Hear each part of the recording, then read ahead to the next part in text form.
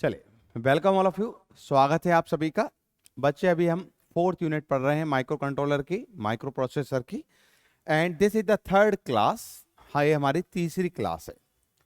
शुरू की दूसरी दोनों क्लासों में जो हमने फर्स्ट 2 क्लास पढ़ी हैं, उनमें हमने पढ़ा है इंस्ट्रक्शन क्या होता है, इंस्ट्रक्शन सेट क्या है, कितने अलग अलग टाइप के इंस्ट्रक्शन सेट हैं। हमने 5 अलग अलग टाइप के इंस्ट्रक्शन सेट के बारे में पता किया था। पहला जो इंस्ट्रक्शन सेट होता है that is the data transfer instruction. 5 तरह के हमारे इंस्ट्रक्शन सेट होते हैं, मतलब आपके जो टोटल इंस्ट्रक्शन हैं उनको हम 5 अलग अलग कैटेगरी में डिवाइड किए हैं, 5 अलग अलग टाइप्स में डिवाइड किए हैं। ठीक है ना, समझ में आ रहा है? जो हमारे इंस्ट्रक्शन हैं, टोटल इंस्ट्रक्शन को 5 कैटेगरी में डाला गया है। पहली कैटेगरी होती है डेटा ट्रांसफर इंस्ट्रक्शन, दूसरी है अर्थमेटिक इंस्ट्रक्शन, तीसरी है लॉजिकल इंस्ट्रक्शन, चौथी है ब्रांचिंग इंस्ट्रक्शन एंड पांचवी है Boolean instruction. Total instruction set को 5 कैटेगरी में डाला गया है। आपने पहली कैटेगरी पढ़ ली है, डेटा ट्रांसफर इंस्ट्रक्शन आप पढ़ चुके हो। Now in this lecture we will study the arithmetic instruction. Data transfer instruction में डेटा को ट्रांसफर करते थे एक लोकेशन से दूसरी लोकेशन पर। डेटा ट्रांसफर इंस्ट्रक्शन में हम डेटा को एक लोकेशन से दूसरे लोकेशन पर ट्रांसफर करते थे। वो लोकेशन कुछ भी हो सकती है, आपके इंटरनल रजिस्टर हो सकते हैं, आपके एक्सटर्नल मेमोरी हो सकती है, इंटरनल रजिस्टर में ही आपके एसएफआर हो सकते हैं, जीपीआर हो सकते हैं। वो हम सब डिस्कस कर चुके हैं, आपको पहली दूसरी क्लास देखना होगी उसको समझने के लिए। अब आज हम स्टार्ट कर रहे हैं अर्थमेटिक इंस्ट्रक्शन। चलिए, तो अर्थमेटिक इंस्ट्रक्शन क्या होते हैं उसको समझते हैं। What is the arithmetic instruction? Arithmetic instruction क्या है, ध्यान से समझे। देखें, जैसे कि नाम से ही समझ में आ रहा है, जब आप कोई अर्थमेटिक ऑपरेशन करवाना चाहते हैं, प्लीज लिसन केयरफुली। जब आप देखो, नाम से ही समझ में आ जाता है, जैसे डेटा ट्रांसफर इंस्ट्रक्शन मतलब डेटा को ट्रांसफर करने से रिलेटेड इंस्ट्रक्शन। अर्थमेटिक इंस्ट्रक्शन का मतलब है अर्थमेटिक ऑपरेशन से रिलेटेड इंस्ट्रक्शन। अर्थमेटिक ऑपरेशन कौन कौन से होते हैं? जैसे आप क्या चाहते हो, एडिशन करना, आप क्या चाहते हो, सब्ट्रैक्शन करना, आप क्या चाहते हो, मल्टीप्लिकेशन करना, आप क्या चाहते हो, आप डिवीजन करना, आप क्या चाहते हो, इंक्रीमेंट करना, आप क्या चाहते हो, डिक्रीमेंट करना। और एक अर्थमेटिक इंस्ट्रक्शन और है decimal adjustable accumulator, decimal adjust accumulator. तो ये हमारे अर्थमेटिक इंस्ट्रक्शन है, ये हमारे अर्थमेटिक ऑपरेशन है जिनको हम अर्थमेटिक इंस्ट्रक्शन से करते हैं। हमारे अर्थमेटिक ऑपरेशंस जो हैं उनको हम अर्थमेटिक इंस्ट्रक्शन का यूज करके करते हैं। Is it clear? समझ में आया? अर्थमेटिक ऑपरेशन कौन कौन से हैं? We can perform addition, subtraction, multiplication, division. इन चारों को तो आपने सुन रखा होगा। और हमारे अर्थमेटिक इंस्ट्रक्शन इंक्लूड करते हैं इंक्रीमेंट y1, इसके इंक्रीमेंट इंस्ट्रक्शन बोलते हैं। डिक्रीमेंट y1, इसे डिक्रीमेंट इंस्ट्रक्शन बोलते हैं। और एक और स्पेशल अर्थमेटिक इंस्ट्रक्शन है that is called the decimal adjust accumulator, DAA। तो ये सब अर्थमेटिक इंस्ट्रक्शन हमको देखना है, ये कैसे काम करते हैं, इनका सिंटैक्स क्या है, इनमें सोर्स डेस्टिनेशन क्या होता है, सब चीज हम देखने वाले हैं। ठीक है सर, समझते हैं। सेकंड लाइन को पढ़ें। In arithmetic instruct operation one of the data should be in accumulator. जैसे कि ये लाइन जो लिखी है इसका मतलब क्या है, जैसे आप ध्यान से सुने, आप कुछ भी करें, मतलब सपोज आपको एडिशन करना है, ध्यान से सुनना बच्चे मेरी बात, मतलब you want addition of 50H to the 22H, आपको इनका एडिशन करना है। अब आप चाहे एडिशन करें, आप चाहे मल्टीप्लिकेशन करें, आप चाहे सब्ट्रैक्शन करें, आप चाहे डिवीजन करें, आपको इन सभी ऑपरेशन के लिए दो डेटा की एटलीस्ट रिक्वायरमेंट है। क्या मेरी बात आपके भेजे में घुस रही है, समझ में आ रहा है? आप एडिशन, सब्ट्रैक्शन, मल्टीप्लिकेशन, डिवीजन कोई भी ऑपरेशन करें, आपको एटलीस्ट दो डेटा चाहिए, दो डेटा चाहिए। एडिशन करना है तो ये दो डेटा चाहिए, एक सिंगल डेटा से तो काम नहीं होगा ना, दो डेटा चाहिए ना। अगर सब्ट्रैक्ट करना है, सपोज इसमें से इसको घटाना है, आपको सब्ट्रैक्ट करना है तो भी दो डेटा चाहिए, इसको मल्टीप्लाई करना है डेटा चाहिए, डिवाइड करना है दो डेटा चाहिए। इंपॉर्टेंट बात, दो डेटा में से एक डेटा आपके एक्यूमुलेटर का डेटा बाय डिफॉल्ट है। क्या बोला मैंने? आपको इन सभी ऑपरेशंस के लिए दो डेटा चाहिए, उन दोनों में से, दो डेटा में से एक डेटा एक्यूमुलेटर का होता है, पहली बात। दूसरी इंपॉर्टेंट बात है, जैसे जो रिजल्ट आएगा, इनका आपने मल्टीप्लिकेशन किया, जो भी किया, एडिशन किया, सब्ट्रैक्शन किया, जो भी रिजल्ट आएगा वो बाय डिफॉल्ट एक्यूमुलेटर में स्टोर होगा। तो यहां पर मैंने क्या बात बताई आपको, यहां बड़ी इंपॉर्टेंट हमने बात डिस्कस की है। हमने ये बात की है कि आप कोई भी ऑपरेशन करें, आपको कम से कम दो डेटा की रिक्वायरमेंट होती है, और उन दोनों डेटा में एक डेटा आपका बाय डिफॉल्ट एक्यूमुलेटर में स्टोर होता है। Is it clear? एक डेटा बाय डिफॉल्ट एक्यूमुलेटर में है। सर दूसरा डेटा कहां पर है? दूसरा डेटा अलग अलग एड्रेसिंग मोड की सहायता से आपको गिवन रहेगा। अच्छा, या आपको डायरेक्ट गिवन रहेगा, किसी रजिस्टर में गिवन रहेगा, वो हम डिस्कस करने वाले हैं। आपको एक डेटा तो एक्यूमुलेटर में रहेगा, दूसरा डेटा आपको अलग अलग एड्रेसिंग मोड की सहायता से वहां पर मिलेगा। डायरेक्ट गिवन होगा, किसी रजिस्टर में होगा, वो हम बात करेंगे।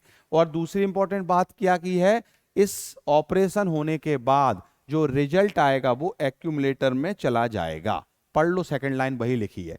मैं आपके लिए पहले समझा देता हूं, फिर उसी चीज को आपके लिए डायरेक्ट लिखा हुआ है उसको वहां पर पढ़ के बता देते हैं, जिससे चीजें आपके दिमाग में डबल और तिबल बार छप जाएं।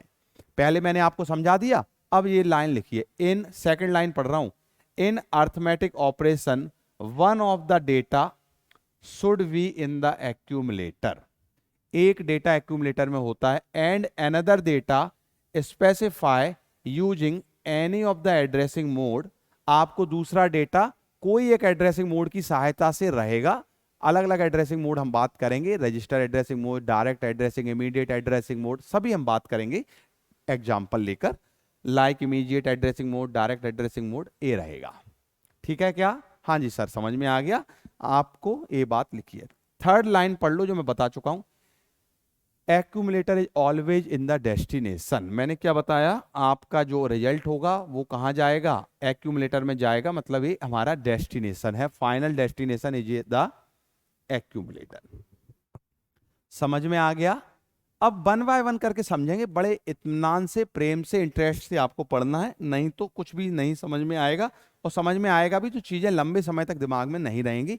इसलिए वन बाय वन करके मैं एक एक इंस्ट्रक्शन को उठाऊंगा, उसके सिंटैक्स को समझाऊंगा, उसके एग्जाम्पल को समझाऊंगा, और मैं आपको बार बार बता रहा हूं, अगर मेरे से समझ में आपको चीजें नहीं आई तो दिक्कत थोड़ी बहुत है आपको, क्योंकि मैं बड़े इत्मीनान से, बड़े आराम से समझाता हूं, चीजों को बिल्कुल जीरो लेवल से समझाता हूं। ठीक है, चलें। एक कोई मैं अपनी तारीफ नहीं कर रहा हूं, पर पिछले लगभग 12-13 साल के एक्सपीरियंस से ये सभी मैंने सीखा है ना। और मैं आपको पहले बता चुका हूं, टीचिंग एक आर्ट है, कला है ना। जैसे आप देखते हो ना, डॉक्टरी क्या है, जैसे जैसे एक्सपीरियंस आता है डॉक्टर को, आप देखते हो ना, आप कोई नए डॉक्टर से दिखाने से ज्यादा प्रेफर क्या करते हो? पुराने डॉक्टर को दिखाना। कोई टीच आर्ट, जैसे कोई पियानो बजाता है, जैसे कोई सिंगिंग करता है, जितना उसको उसमें टाइम गुजरेगा उतना वो बेहतर होगा, क्योंकि वो चीजों को सीखता है। आर्ट, कला, ये टीचिंग भी एक कला है। जितना जो टीचर पुराना होगा उतना उसके transferring capability, what is the transferring capability, मतलब जो मुझे आता है मुझे जो सीखा हुआ है, मेरी जो नॉलेज है, वो मैं बेहतर आपको ट्रांसफर कर पाऊंगा। समझ में आया मेरी बात? मैंने क्या बोला कि जो भी मुझे आता है उसको ट्रांसफर करने की जो कला है, that is called the teaching. Knowledge तो होना ही चाहिए, नॉलेज बिना तो काम होगा ही नहीं, पर नॉलेज अकेले से काम नहीं चलता। यहां पर आपने बहुत सारे ऐसे टीचर देखे होंगे जिनको अपार नॉलेज है, जिनका ज्ञान का भंडार है, पीएचडी करे बैठे हैं, आईआईटी से बैठे हैं, पर उसके बावजूद भी टीचिंग प्रॉपर नहीं कर पाते, क्योंकि वो पढ़ाने की कला नहीं आती। बच्चों से कनेक्ट करने की उनको जो कला है, आर्ट है, वो नहीं आता। उनको किस तरह से पढ़ाना है वो नहीं आता। ये सब समय के साथ सीखते हैं। चलिए, है ना? तो मैं बोल रहा हूं, बस आपका क्या काम है? आपका काम है कि बस यहां पर बने रहें और इंटरेस्ट के साथ बैठे रहें और चीजों को सुनते रहें, समझते रहें। चले, अर्थमेटिक इंस्ट्रक्शन के भी टाइप हैं।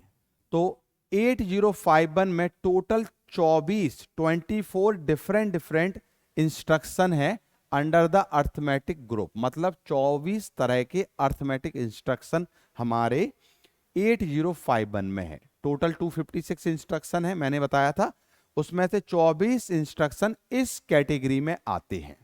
इनमें से कुछ इंस्ट्रक्शन मैं आपके सामने लिख रहा हूं विथ ऑप कोड। ध्यान दें, मैं क्या बोल रहा हूं। जैसे आपको एडिशन कराना है तो यहां पर टाइप ऑफ अर्थमेटिक इंस्ट्रक्शन लिखे हैं। आपको मैं टाइप ऑफ अर्थमेटिक इंस्ट्रक्शन पहले ही बता चुका हूं, addition, subtraction, division, multiplication, increment, decrement और डीए, है ना, decimal adjustment.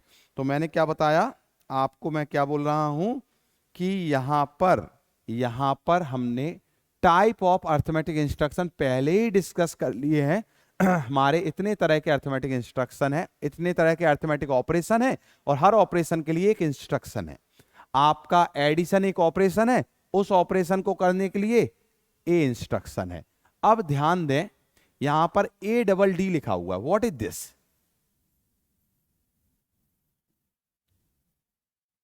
This is the op code of addition instruction. मतलब आपको एडिशन करना है तो एडिशन इंस्ट्रक्शन के पहले ADD ऑप कोड लिखना होगा।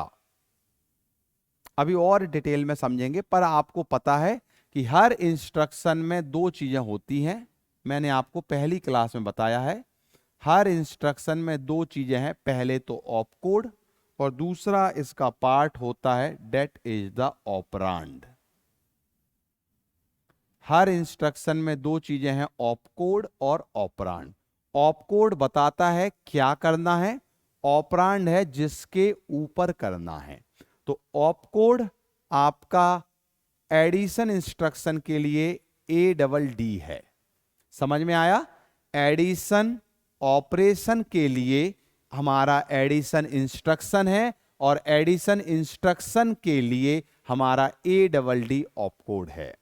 हमारा सब्ट्रैक्शन जो ऑपरेशन है उसको करने के लिए सब्ट्रैक्शन इंस्ट्रक्शन का यूज करना पड़ेगा। देखो, सब्ट्रैक्शन ऑपरेशन के लिए सब्ट्रैक्शन इंस्ट्रक्शन का यूज करना पड़ेगा, और सब्ट्रैक्शन इंस्ट्रक्शन का ऑप कोड है SUB। आपको डिवीजन करना है, डिवीजन ऑपरेशन करना है, तो उसको करने के लिए डिवीजन इंस्ट्रक्शन को लिखना पड़ेगा, और डिवीजन इंस्ट्रक्शन के पहले हमेशा DIV लिखना पड़ेगा, that is op code of division instruction. आप मल्टीप्लिकेशन करना चाहते हो, मल्टीप्लिकेशन ऑपरेशन करना चाहते हो, तो उसको करने के लिए आपको मल्टीप्लिकेशन इंस्ट्रक्शन को लिखना पड़ेगा, और मल्टीप्लिकेशन इंस्ट्रक्शन के ऑप कोड MUL होता है। आपको ये ऑप कोड लिखना पड़ेगा। अभी मैं एग्जांपल से समझाऊंगा, परेशान मत होना है। आपको समझ में नहीं आ रहा होगा कि सर करें कैसे, इतनी बात समझ में आ रही है पर कैसे करना है वो समझ में नहीं आ रहा है। मैं एक एक इंस्ट्रक्शन को एग्जांपल से समझाऊंगा, आप बेफिक्र रहें, बस सुनते चलें इत्मीनान से। आपको इंक्रीमेंट ऑपरेशन करना है, मतलब किसी भी डेटा को एक से बढ़ाना है, तो आपको इंक्रीमेंट इंस्ट्रक्शन का यूज करना पड़ेगा, और इंक्रीमेंट इंस्ट्रक्शन का ऑप कोड है INC।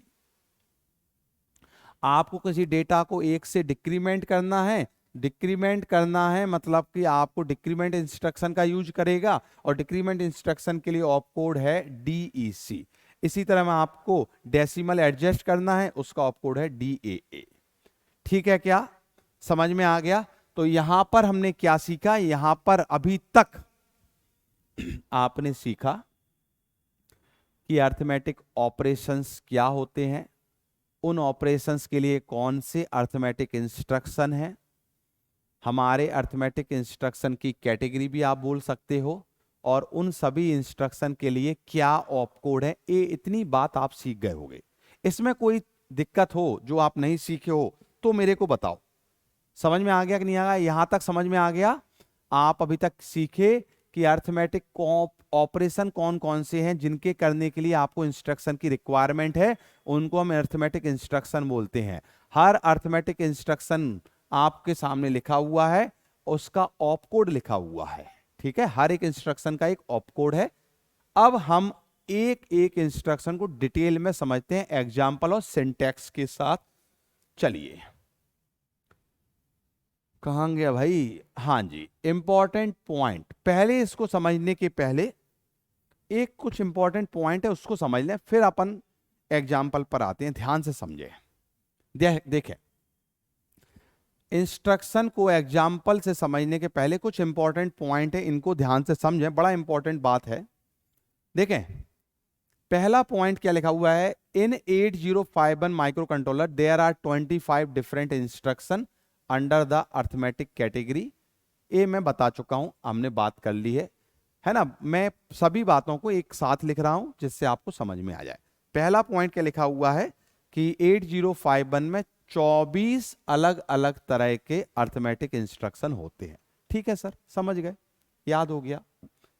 और there are total 64 op code, total 64 अलग अलग ऑप कोड हैं।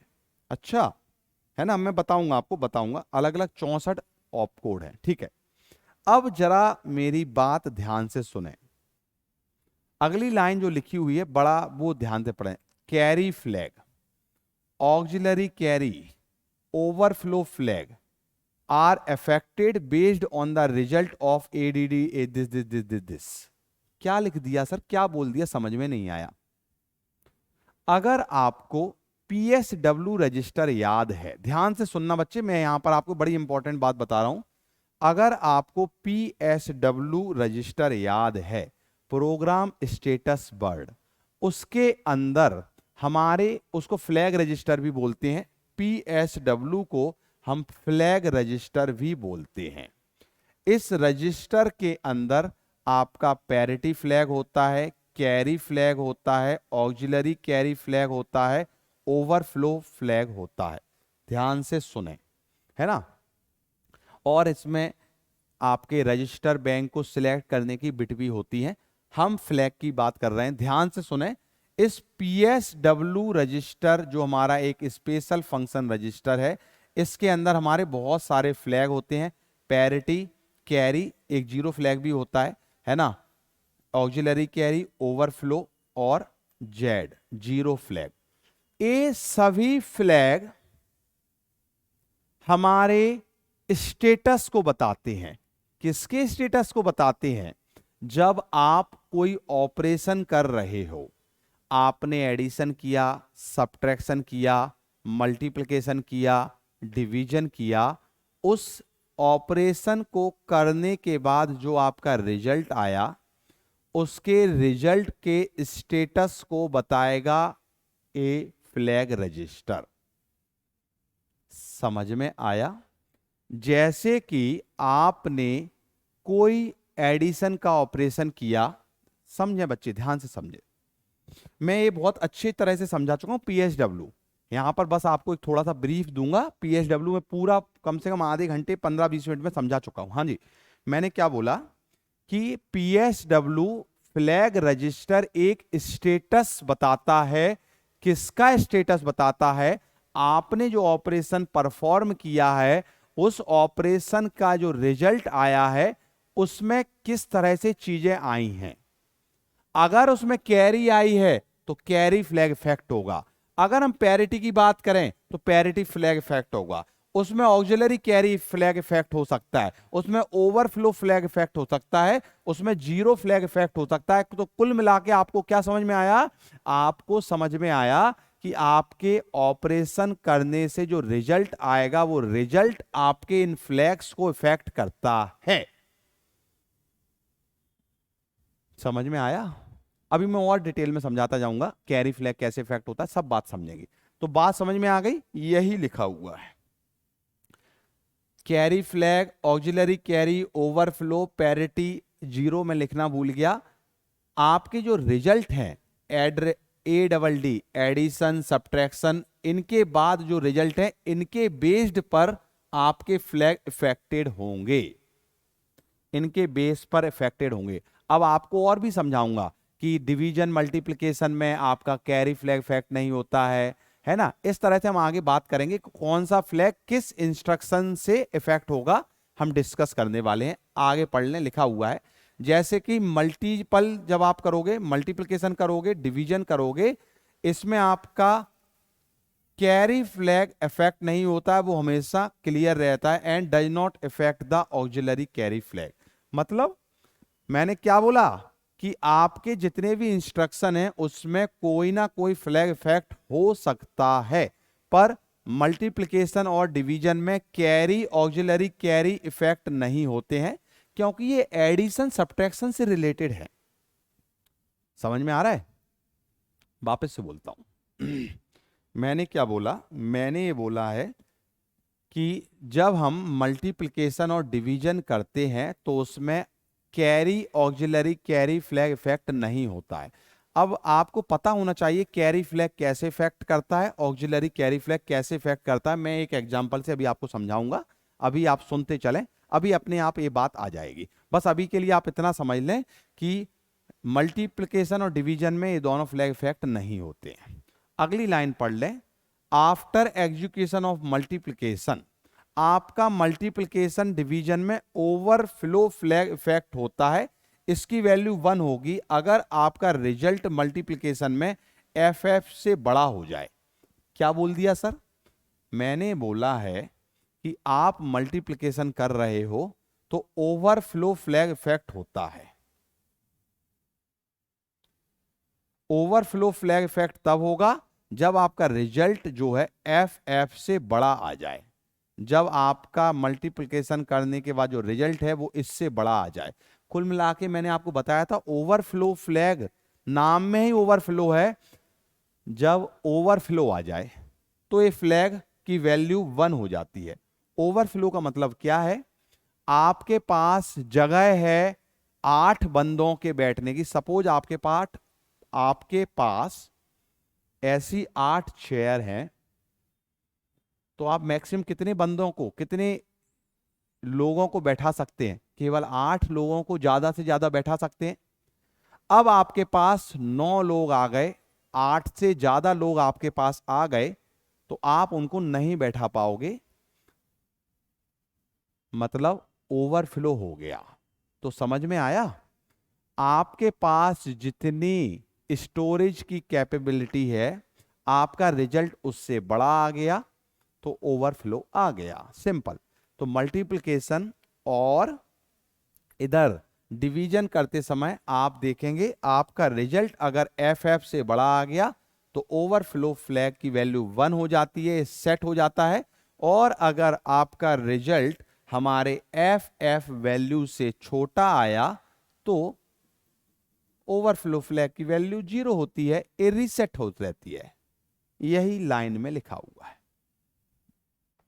Similarly after division overflow flag 1 होगा जब कंटेंट ऑफ V 0 हो जाए before the division, otherwise it is 0। Similarly division में भी ओवरफ्लो फ्लैग हमारा क्या होता है, हम बात करेंगे, अभी हम बात करेंगे कि बड़ी इंपॉर्टेंट बात आने वाली है। मल्टीप्लिकेशन डिवीजन किस तरह से होता है, उसमें केवल A और B रजिस्टर यूज होगा। मैं आपको बताऊंगा मल्टीप्लिकेशन कैसे होगा, क्या नहीं होगा। बस अभी के लिए सुनते चलें। आपके डिवीजन में भी ओवरफ्लो फ्लैग इफेक्ट होता है, कब? जब आपका B रजिस्टर की वैल्यू 0 हो जाए, ठीक है? हाँ जी। और DAA decimal adjustment accumulator effect करता है कैरी फ्लैग। DAA केवल कैरी फ्लैग को इफेक्ट करता है। DAA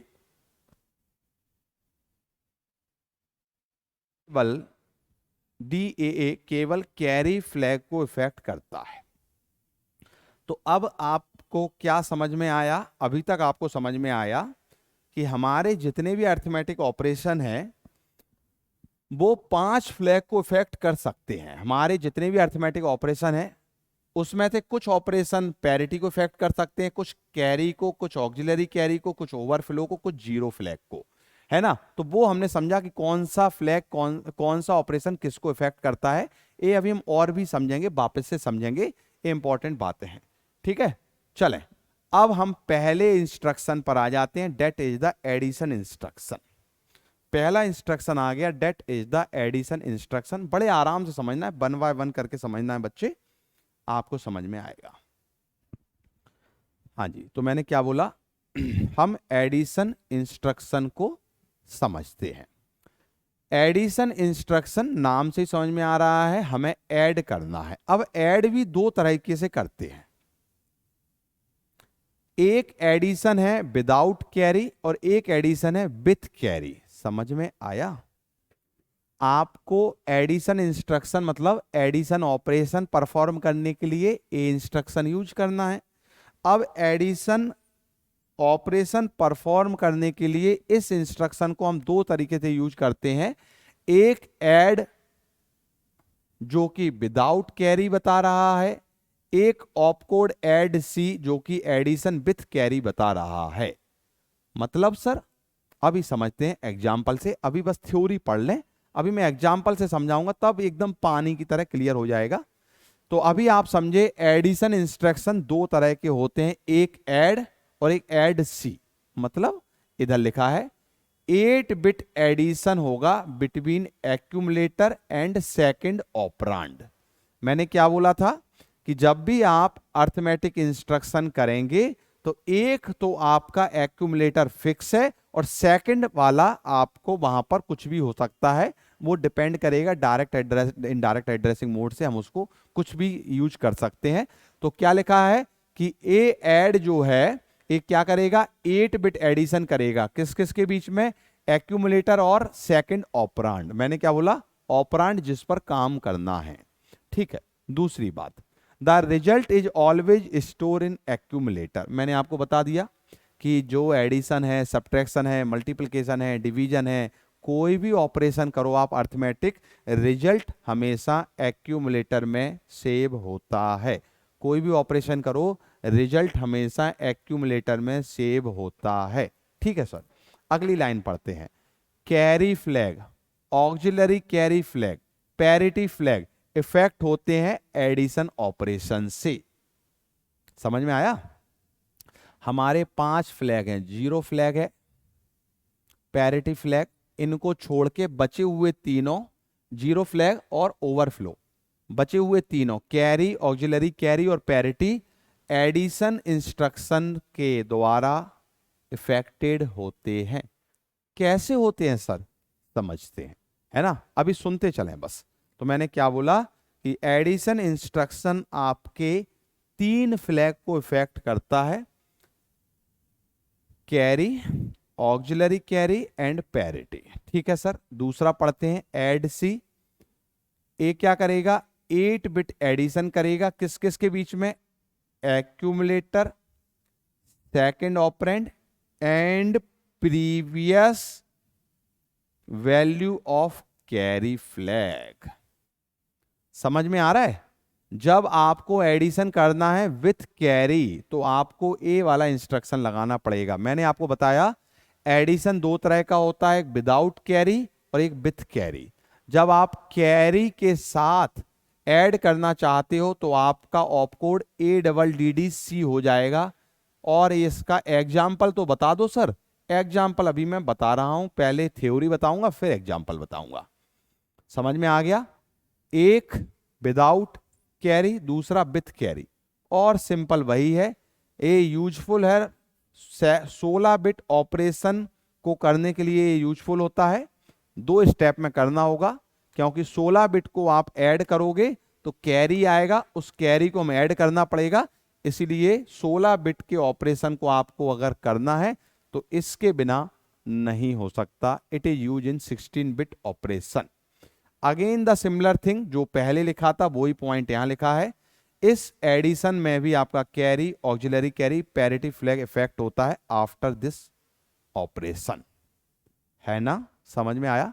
तो बस इन दोनों में एक ही डिफरेंस है कि यहां पर कैरी ऐड नहीं होती है, यहां पर प्रीवियस कैरी ऐड होती है, जिससे ये आगे बड़े ऑपरेशन को करने में यूज होता है। सर एग्जाम्पल से समझाओ, ऐसे समझ में नहीं आया।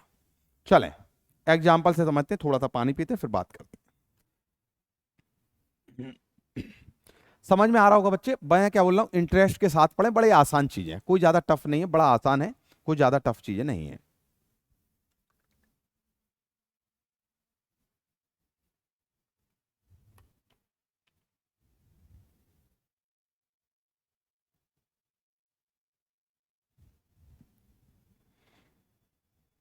चले अब यहां पर हम जो बात बोले हैं उसको एग्जाम्पल और सिंटैक्स के साथ समझते हैं। This is your add instruction, मतलब जो हमारा एडिशन इंस्ट्रक्शन का पहला इंस्ट्रक्शन था ऐड विदाउट कैरी वाला, उसकी बात करेंगे एग्जाम्पल से, है ना? हमारे एडिशन में दो हैं, ऐड और ऐड सी। इसका सिंटैक्स देखो पहले। सिंटैक्स मतलब लिखने का तरीका।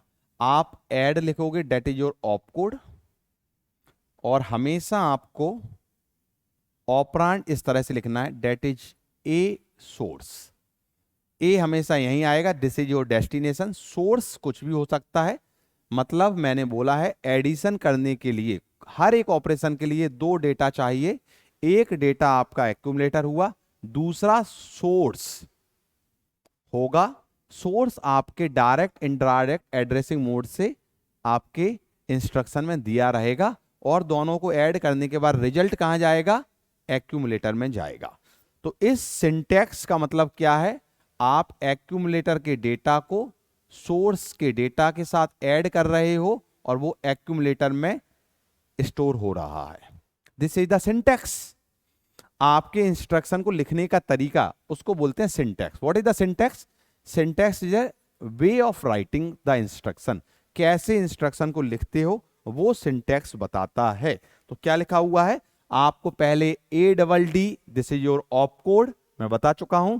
फिर आप ए लिखोगे एक्यूमुलेटर जिसमें एक डेटा सेव है, फिर सोर्स लिखोगे जिसमें आपका दूसरा डेटा सेव है, मतलब दोनों डेटा को ऐड करके एक्यूमुलेटर में डालेगा। ए सिंटैक्स।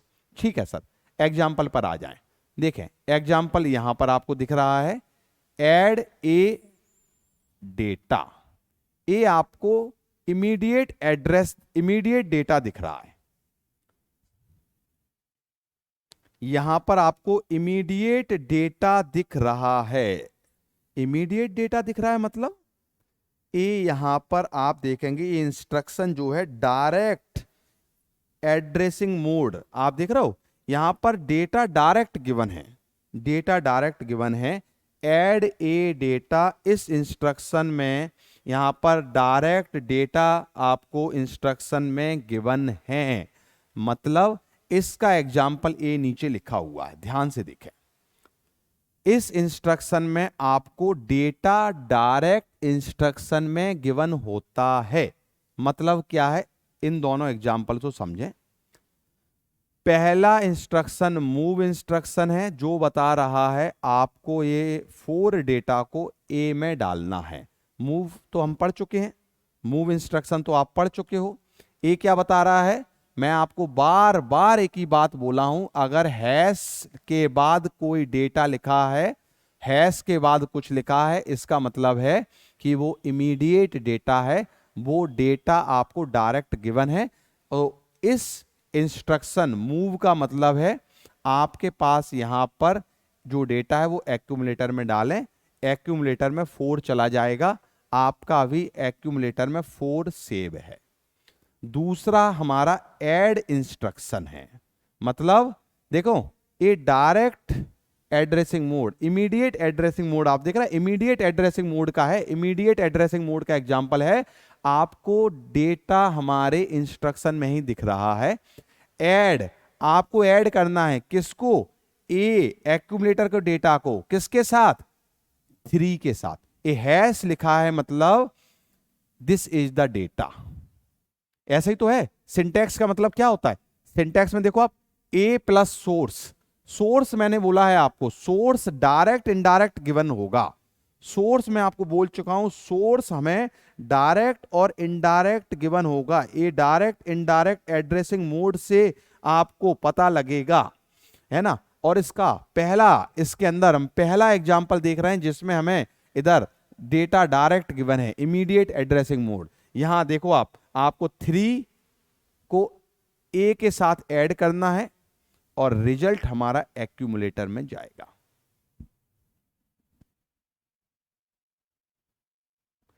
यहां किसी को कोई दिक्कत है तो बताओ कि सर ये क्या कर दिया आपने। बार बार मैं एक ही बात बोल रहा हूं, ध्यान से समझे।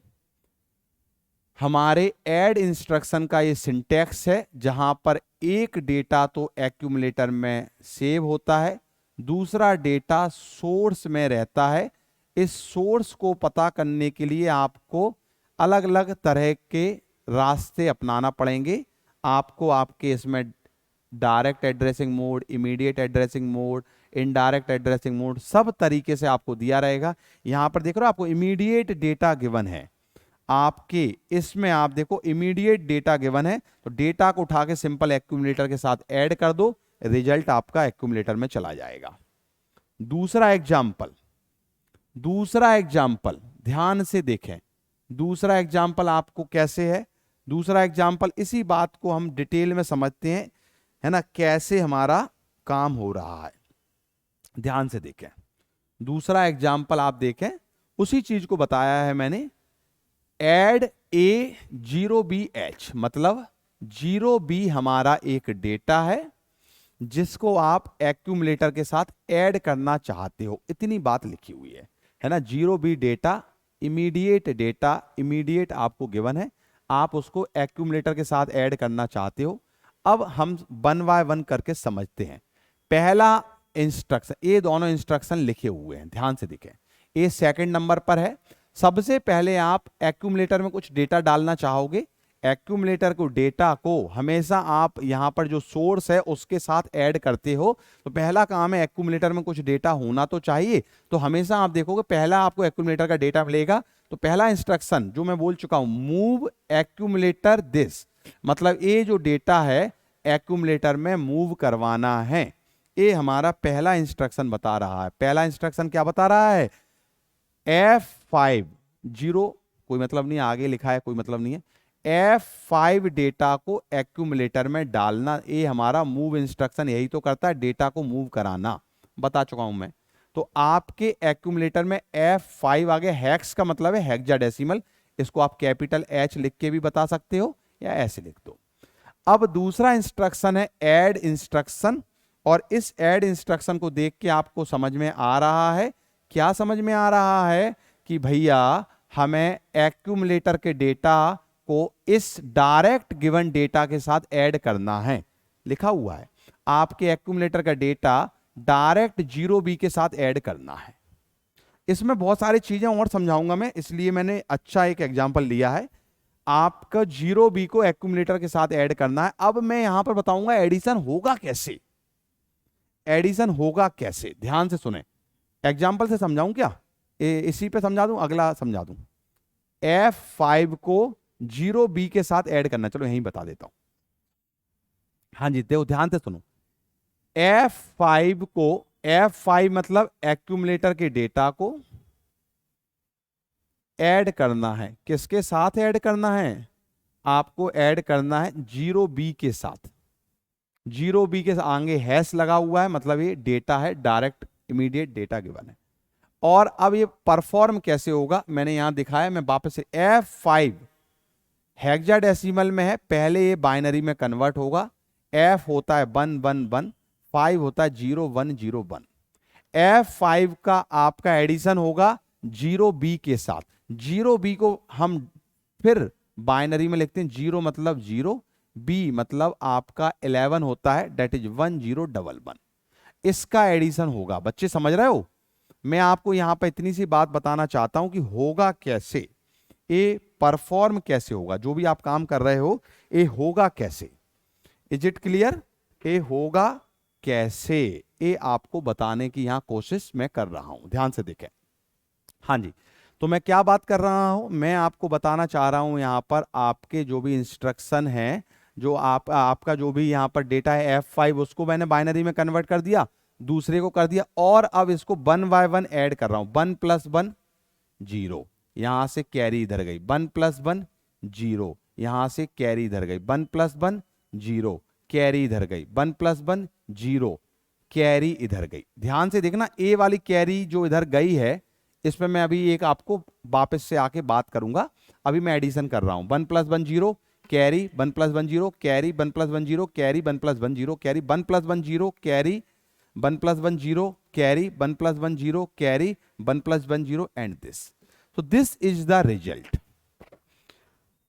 आपने यहां पर मैं बहुत सारी इंपॉर्टेंट बात बताना चाह रहा हूं, आपके फ्लैग कैसे इफेक्ट होंगे हम वो बात करना चाह रहे हैं। जो हमने लिखा है ना, एडिशन के बाद आपका carry flag, auxiliary carry flag और पैरिटी फ्लैग इफेक्ट होता है, हम वो बात यहां करना चाह रहे हैं। तो मैंने एक एग्जांपल लिया है जिसमें आपको एक्यूमुलेटर के डेटा जो कि F5 है उसको 0B के साथ कैसे एडिशन होगा।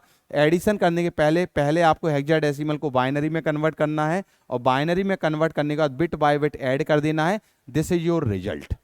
अब आप रिजल्ट को अगर ध्यान से देखें और इसको अगर हेक्साडेसिमल में कन्वर्ट करें तो आपका ये जो रिजल्ट है, आपका जो रिजल्ट है, this is the 0 and this is the 0 in hexadecimal and this is 1।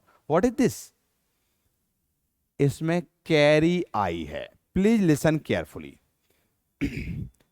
Carry flag दो तरह से इफेक्ट होता है। कैरी फ्लैग आपके एडिशन में, ध्यान से सुने मैं क्या बोल रहा हूं, मैं यहां बता रहा हूं कैरी फ्लैग कब इफेक्ट होता है, कैरी फ्लैग की वैल्यू 1 कब होती है। कैरी फ्लैग की वैल्यू 1 होने के दो रास्ते हैं। एडिशन जब आप कर रहे हो तो आप देख रहे हो यहां पर 1 आ गया, जो आपकी एमएसबी है वहां पर आपकी कैरी आ गई, आपका कैरी फ्लैग सेट हो जाएगा एमएसबी पर। और कैरी फ्लैग आपके सब्ट्रैक्शन में भी इफेक्ट होता है। कैरी फ्लैग आपके एडिशन और सब्ट्रैक्शन में इफेक्टेड होता है। मतलब एडिशन में अगर एमएसबी पर कैरी आ गई तो आपका कैरी फ्लैग इफेक्ट हो जाएगा। सब्ट्रैक्शन में अगर एमएसबी पर बोरो लेना पड़ा तो कैरी फ्लैग इफेक्ट हो जाएगा। सब्ट्रैक्शन का एग्जांपल आएगा तब मैं समझा दूंगा। तो अभी के लिए आप इतना समझ गए कि यहां पर आपके एमएसबी पर कैरी जनरेट हो रही है तो कैरी फ्लैग की वैल्यू 1 हो जाएगी। यहां पर आपका दिस इज द कैरी, और ये आपका जो रिजल्ट बचा है ना, ये 0 0, ये जो 0 0 है ना, this 0 0 will store in the accumulator. Accumulator में रिजल्ट स्टोर होता है। मैंने क्या बोला, ये जो रिजल्ट जाएगा वो एक्यूमुलेटर में जाएगा। 0 0 आपने लिख दिया है यहां पे, देखो आप 0 0 एक्यूमुलेटर में जाएगा, और ये जो 1 है दिस इज द कैरी, और ये आपके कैरी फ्लैग को बंद कर देगी। यहां आपका कैरी फ्लैग सेट हो रहा है, कैरी फ्लैग यहां पर आपका इफेक्ट हो रहा है। समझ में आया? एक एग्जाम्पल से क्वेश्चन आ सकता है आपको, आपके एग्जाम में बोल सकते हैं कि आप ऐड ऑपरेशन करके दिखाओ जहां पर आपका carry flag, auxiliary carry flag affected हो। आया हुआ क्वेश्चन है, पूछ सकते हैं एग्जाम में। Write down the instruction of addition where carry flag and auxiliary carry flag effected. Carry flag समझ में आ गया, बंद कब हुआ? सर ऑक्सिलरी कैरी फ्लैग कैसे इफेक्ट हो गया?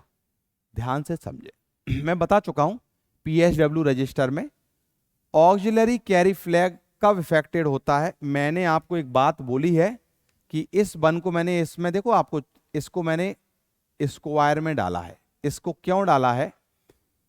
जब भी आपके लोअर निवल मतलब 4th बिट से कैरी हायर निवल पर जाए, या जब आपकी कैरी 4th बिट से 5th बिट में जाए। आपकी ये 4th बिट है, यहां से कैरी जनरेट होके यहां जा रही है। जब भी ऐसा होगा तब आपका ऑक्सिलरी कैरी सेट होगा। क्या मेरी बात समझ में आई?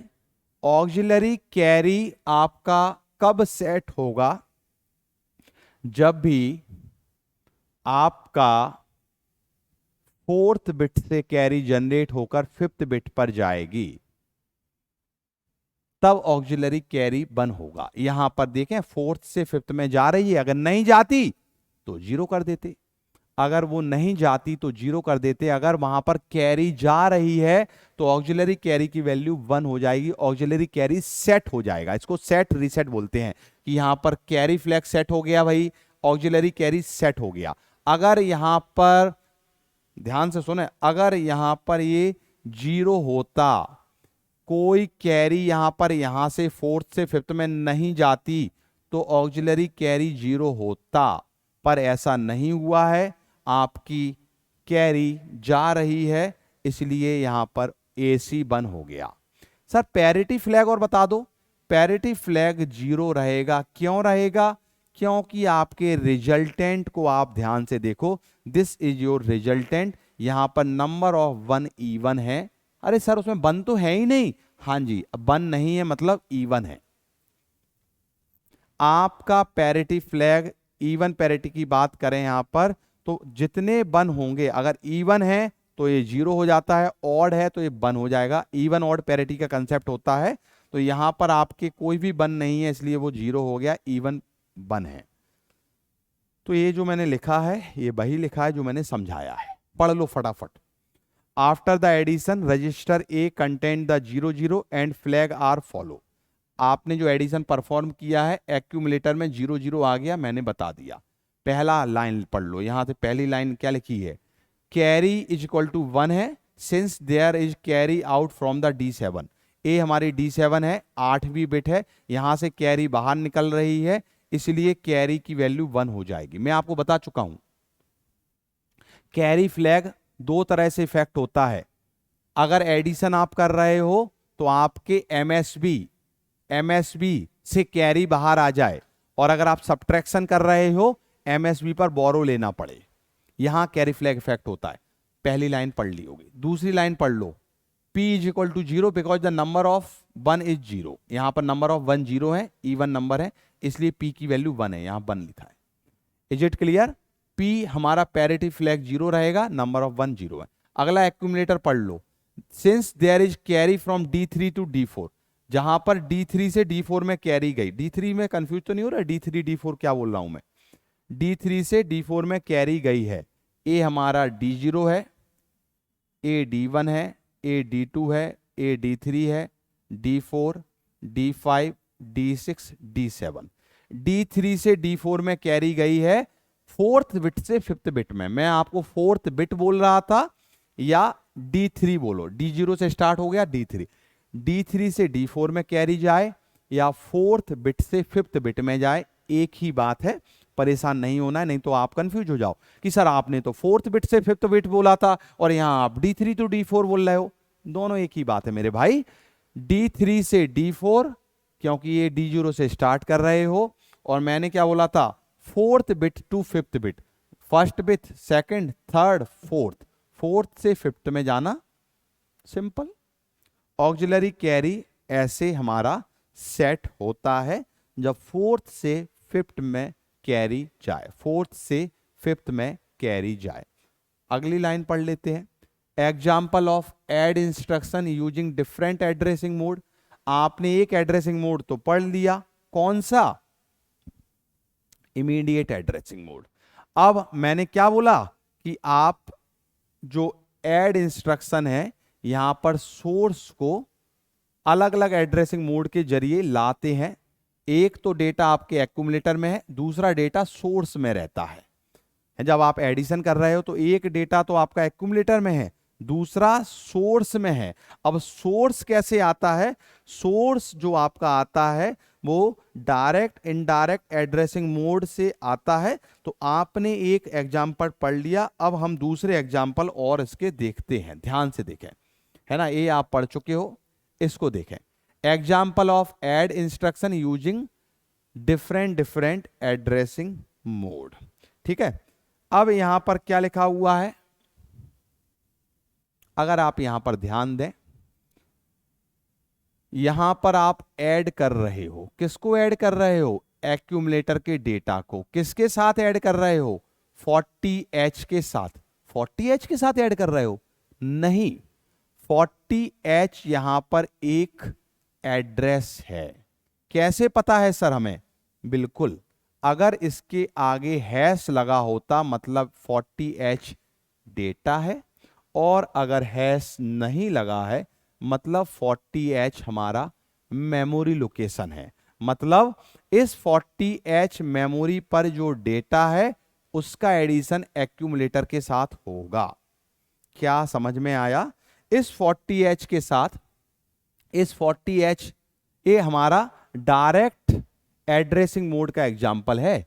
इस 40H पर जो डेटा होगा वो एक्यूमुलेटर में सेव होगा। तो क्या लिखा हुआ देखो, ए प्लस डेटा इन 40H मेमोरी लोकेशन, है ना भाई? मैंने बोला कि आपके 40H पर जो डेटा होगा, 40H लोकेशन पर जो डेटा सेव होगा, उसको उठाकर आप एक्यूमुलेटर के साथ ऐड करोगे और रिजल्ट तो एक्यूमुलेटर में जाता ही है, कोई दिक्कत वाली बात ही नहीं है।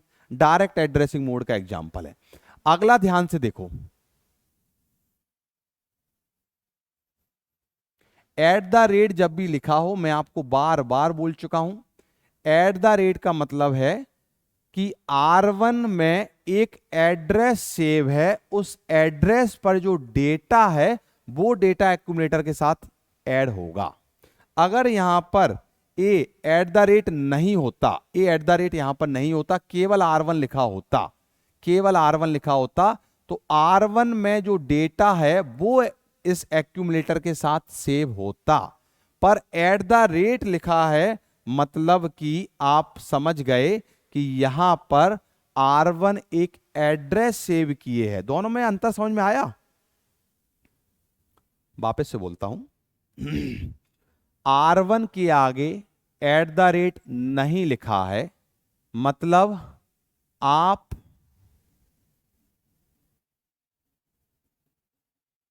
R1 में जो डेटा है उसको उठा के, डेटा जो R1 में है, डेटा ऑफ R1, इसको एक्यूमुलेटर के साथ सेव करके रिजल्ट एक्यूमुलेटर में डालोगे। और अगर R1 के पहले एट द रेट लगा है तो मतलब R1 में एक एड्रेस सेव है, उस एड्रेस पे जो डेटा है वो डेटा एक्यूमुलेटर के साथ ऐड होगा। समझ में आ गया? Data in the memory location whose address given in the R1, ये इनडायरेक्ट एड्रेसिंग मोड का एग्जांपल है। इसको आप एक्यूमुलेटर के साथ सेव करोगे और रिजल्ट आपका एक्यूमुलेटर में जाएगा। बात समझ में आई? छोटी सी बात है, समझ में आना चाहिए। अगला, जरूरी नहीं है, अगर आप इस इंस्ट्रक्शन को देखोगे, आप बोलो सर इसमें तो एक्यूमुलेटर लिखा ही नहीं है, आप हमेशा ए लिखते हो, यहां तो डायरेक्ट आपने ADDR लिख दिया सर, यहां तो आपने एक्यूमुलेटर लिखा ही नहीं है सर, अब क्या करें? अरे कोई दिक्कत नहीं है, एड आर, आपको पता है बाय डिफॉल्ट एक रजिस्टर तो एक्यूमुलेटर ही होता है, बाय डिफॉल्ट एक रजिस्टर तो एक्यूमुलेटर है। अगर मैं यहां पर लिखूं एक्यूमुलेटर ठीक, ना लिखूं तो भी ठीक है ना। तो आपको कभी कभी प्रोग्राम में ऐसे लिखा रहेगा डायरेक्ट, तो इसमें कुछ नहीं है, आर रजिस्टर पर जो डेटा है उसको एक्यूमुलेटर के साथ सेव ऐड करो और फिर एक्यूमुलेटर में डाल दो, डेटा इन आर रजिस्टर। समझ में आ रहा है? उसको एक्यूमुलेटर के साथ स्टोर करो और एक्यूमुलेटर में डाल दो। क्या समझ में आया? हाँ जी सर, ये तो समझ में आ गया, बड़ा आसान था। तो अब हमने यहां पर क्या समझा, हमने अलग अलग एड्रेसिंग मोड में कैसे ऐड होता है वो समझा, अलग अलग एड्रेसिंग मोड में कैसे एडिशन होता है हमने वो यहां पर समझा। ठीक है सर, बड़ा आसान था। अब अगला समझें, अगला जो लिखा हुआ है ADDC मतलब ऐड विथ कैरी। अभी तक आपने इसको नहीं देखा था, अभी तक आपने केवल ADD, हमारे दो इंस्ट्रक्शन होते हैं एडिशन में, एक ADD और ADDC, इसमें कैरी हमारी ऐड होती है। अब इसके एग्जाम्पल को देखते हैं। अभी तक आपने ऐड का सिंटैक्स देखा, अब हम ADDC देखते हैं। कुछ बात नहीं है बच्चे, कुछ इसमें बड़ी बात नहीं है। ADDC लिख दो पहले तो ऑपकोड की जगह, मतलब आपके दिमाग में एक बात फिट हो गई कि यहां पर कैरी भी ऐड होगी। कैसे होगी समझ लेते हैं।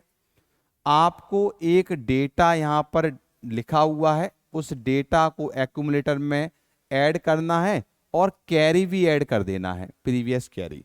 तो इसका मतलब क्या है, आपका जो डेटा यहां पर है, ध्यान से देखें, यहां पर डेटा है, इमीडिएट डेटा एक्यूमुलेटर के कंटेंट के साथ ऐड होगा और यहां पर एक नई चीज आपको दिख रही होगी, कैरी। प्रीवियस में आपको एक कैरी नहीं लिखी थी क्योंकि ये सी नहीं लिखा था। अब अगर सी लिखा है तो यहां पर कैरी होगी। बस सब कुछ सिमिलर है मेरे भाई, सब कुछ सिमिलर है। आप कोई भी इंस्ट्रक्शन उठा लो, यहां पर सी लिख दोगे तो मतलब यहां पर बस कैरी आपकी ऐड हो जाएगी। अगर सी नहीं है तो आपकी कैरी वहां पर नहीं है। यही यहां पर समझ में आना है आपको कि ऐड सी मतलब your carry is add with your accumulator and data. आप second syntax, first syntax immediate addressing mode को बता रहा है, second syntax register addressing mode को बता रहा है। यहां पर इसका मतलब क्या है, यहां पर इसका मतलब क्या है, ध्यान से देखें। यहां पर आप लिख रहे हो ऐड सी एक्यूमुलेटर, कोई भी रजिस्टर है R3, मतलब ध्यान से देखें R3 का data, data of R3, accumulator का data plus data of R3 plus carry, ये तीनों ऐड होके रिजल्टेंट कहां जाएगा, एक्यूमुलेटर में जाएगा। समझ में आया। पहले ए सी नहीं था तो यहां पर भी कैरी नहीं था, अब यहां पर सी लगा है तो आपके रजिस्टर R3 का डेटा एक्यूमुलेटर के साथ ऐड होगा विथ कैरी। यही लिखा है यहां पर, R3 का डेटा, एक्यूमुलेटर का डेटा और कैरी।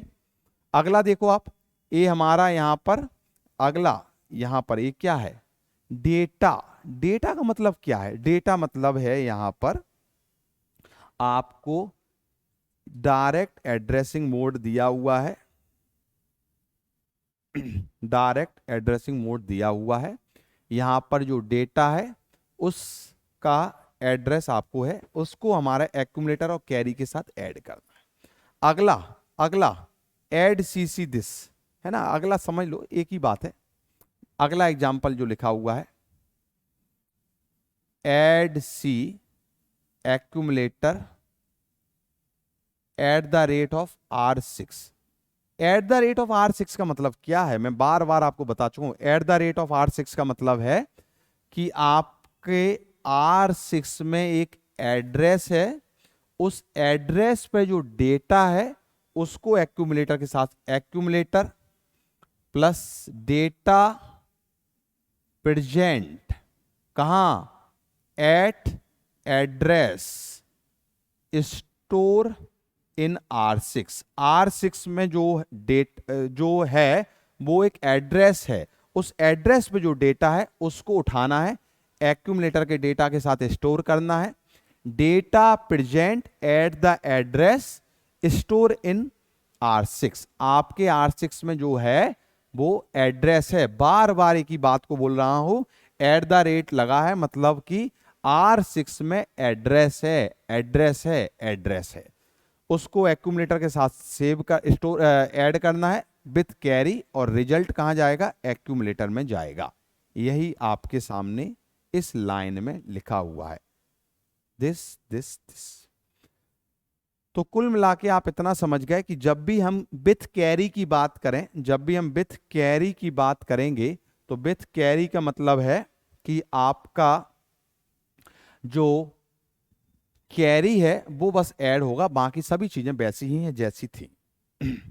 सभी चीजें बिल्कुल वैसी ही हैं जैसी थी। Is it clear? कोई डाउट, कोई दिक्कत परेशानी? सिंपल है, कोई ज्यादा बड़ी बात नहीं है इसमें, सिंपल सी बात है। चलें, अब हम इसमें अगला देखना है सब्ट्रैक्शन। आपने एक इंस्ट्रक्शन देखा एडिशन, ऐसे ही अब आपको सब्ट्रैक्शन देखना है, मल्टीप्लिकेशन देखना है, डिवीजन देखना है, ठीक है ना। तो अभी तक मैं देख रहा हूं वीडियो 1 आवर का हो गया ऑलमोस्ट, तो अभी कम से कम 1 घंटे का वीडियो और है, तो मैं इसको अभी कंटिन्यू करूं कि अगले में बनाऊं, ये समझ नहीं पा रहा हूं, क्योंकि ज्यादा लंबा वीडियो होता है तो बच्चे बोर हो जाते हैं, ठीक है ना। तो मैं सोच रहा हूं उसको अगले में ले लेते हैं, ठीक है क्या, अगले में ले लेते हैं। यहां से आपको सब्ट्रैक्शन, मल्टीप्लिकेशन और डिवीजन और देखना है, ठीक है ना। 1 आवर, 1 घंटे में 1 आवर में हो जाना चाहिए। तो यहां से हम आगे अपना नेक्स्ट क्लास में इसको कवर करने वाले हैं, ठीक है। सब्ट्रैक्शन आपका अगला कहां से होगा? That will be from the subtraction instruction. Is it okay? समझ में आ रहा है कि नहीं आ रहा है? अब हम यहां से अगली क्लास में करेंगे, आपके अर्थमेटिक इंस्ट्रक्शन का सेकंड पार्ट नेक्स्ट वीडियो में मिलने वाला है। आई होप आपको यहां तक समझ में आया होगा, कोई दिक्कत वाली बात नहीं है, सिंपल सा है, बड़ा आसान सा है, बस आप इसको पढ़ते चलें। बड़े आसान तरीके से मैंने समझाने की कोशिश की है। चलिए बच्चे, मिलते हैं आपके सेकंड पार्ट ऑफ सब्ट्रैक्शन, जो कि हमारा है आप second part of arithmetic instruction, that is subtraction, multiplication और डिवीजन, अगले क्लास में पढ़ेंगे। जब तक के लिए नमस्कार, धन्यवाद।